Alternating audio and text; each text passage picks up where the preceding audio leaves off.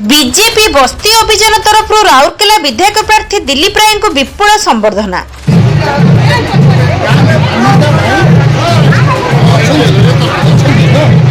BJP बस्ती अभियान दायित्व में जिला संपादक सूर्यकांत महांती नेतृत्व में आज शताधिक बस्ती बासिंदा एक विराट शोभायात्रा राउरकेला स्थित कल्याणी भवन में पहुंची।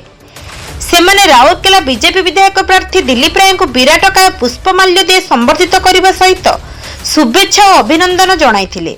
समस्त एक स्वर में जय श्री राम नारा देवा सहित बीजेपी जिंदाबाद नारा देइथिले।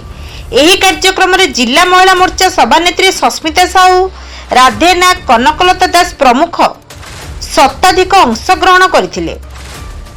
समस्त एक स्वर में बीजेपी प्रार्थी दिलीप राय को विजयी करने दृढ़ परिकर बोली घोषणा करथिले।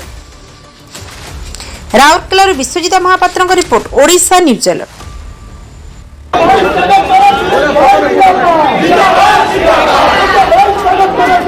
जिंदाबाद जिंदाबाद